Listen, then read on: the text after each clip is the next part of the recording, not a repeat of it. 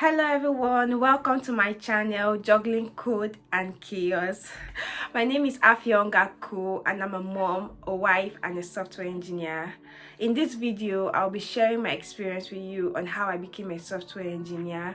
If you're considering a career in tech, I'll be sharing some tips, lessons learned and hints on how to have a successful career in software engineering. So please like this video, watch this video to the end and subscribe. Let's get into the video.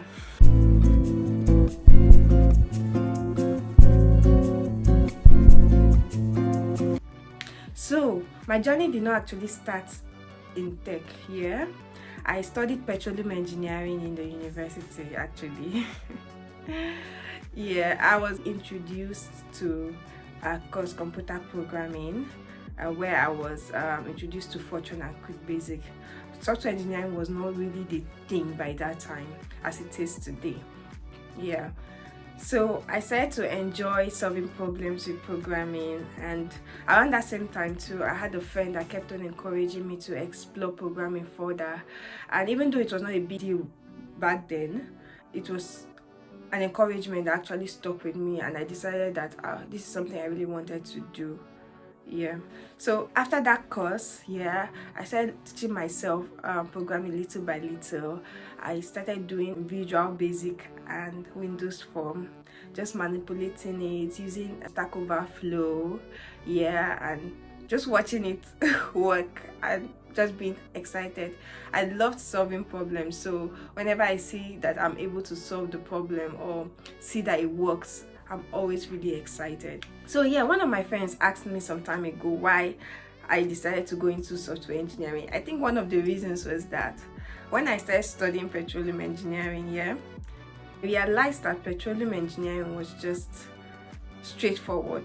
It was just focused on the oil and gas industry. For example, if you study chemical engineering, you could work in different places, in different industries and all that. If you studied accounting, you can work in almost any company. But petroleum engineering, you have to work in an oil and gas industry.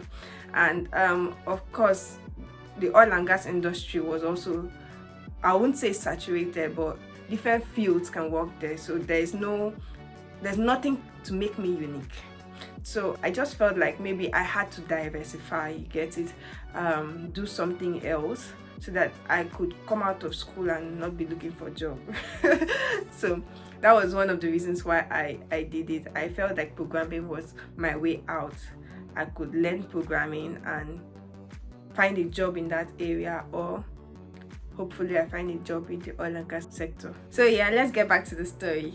So after the course, I started teaching myself programming little by little. I was doing Visual Basic and Windows Form, drag and drop, and it was just a step-by-step thing. I was also a petroleum engineering student, and programming was like a side interest, so I didn't really put in so much energy into it. When I graduated from the university, I saw an advert for a software academy from a company. It was a project for WPF and C#. So with my knowledge of Visual Basic and Windows Form, I just felt it was closely related. So I used that knowledge that I had to attempt the project, and I submitted it. It was not the best of effort, yes, I know that.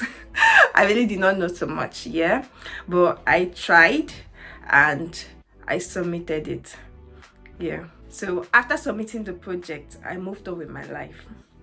I was preparing to go for my National Youth Service. After a while, after about 5 months later, I got an email for them inviting me for the training. So if there's anything I want you to learn from this aspect of the story, is one thing: take chances. I wasn't the best. Like, I knew little of that test project, but I tried my best and I attempted it, and it came out for me. You don't know what opportunities might come out from just the little tryings you do.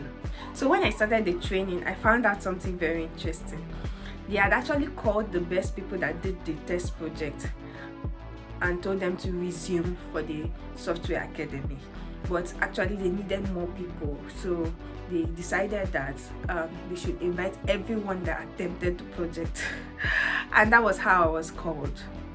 So yeah, always try, always take chances. Yeah, you don't know what might come out from any little thing you do. The training was actually intense. It was where my software academy or my software engineering career actually started. Yeah, I learned so much. I worked on real life projects, and after 4 years I moved on from being a trainee to being a full-time software engineer in the company. So just to let you know, this company organizing the software academy was actually an oil and gas company. So they develop softwares for the oil and gas industry. So my software engineering knowledge or education was actually not a waste. So after a few years in the company, I decided to move on with my career. So I relocated to the UK to study artificial intelligence, which focused on fintech. Yeah, so I wanted to challenge myself and explore new areas in tech. So immediately after my master's in the UK, I got a job in an oil and gas company as well as a desktop engineer. So I was using WPF and C# just as I was doing in my former company. So I don't regret studying petroleum engineering at all, because my first 2 job roles were in companies that are in the oil and gas industry.